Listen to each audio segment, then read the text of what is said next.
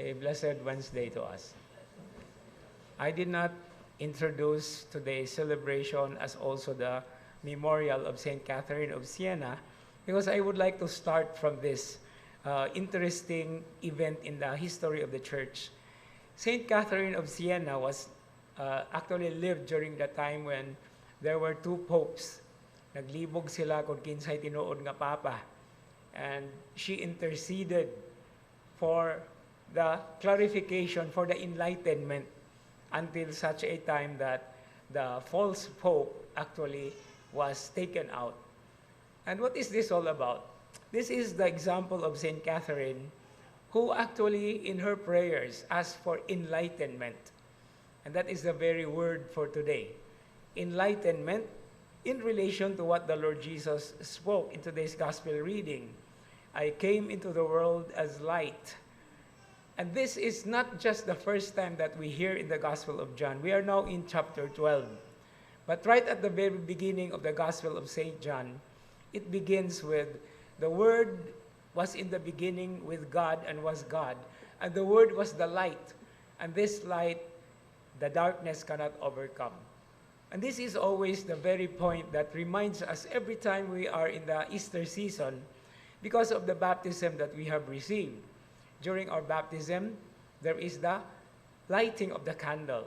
During Easter season, there is the Paschal candle. And this is what we need, enlightenment, for our minds to be clarified, especially in times of troubles like this time around.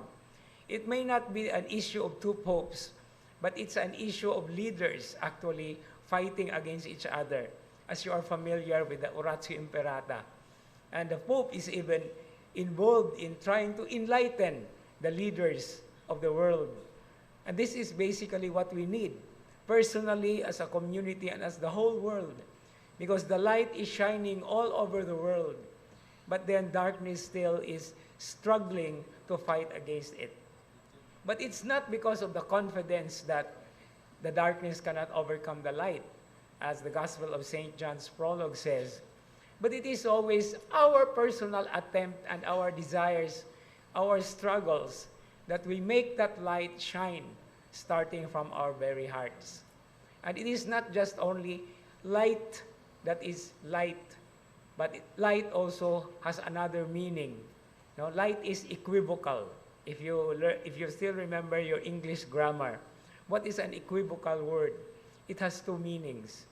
So light is not only kahayag.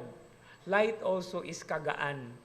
And that's why when we ask for enlightenment, it is not just only the light, the shining, the brightness of the illumination of God, but it's also something that lifts us up to enlighten our lives. And if we are able to show this light of the world, the problems that people are suffering nowadays will also be enlightened, will also be lightened up. Muna nga, whenever we come into this very beautiful experience of the Eucharist, we always ask for that particular grace. And that enlightenment will forever be with us because we are also called sons and daughters of light.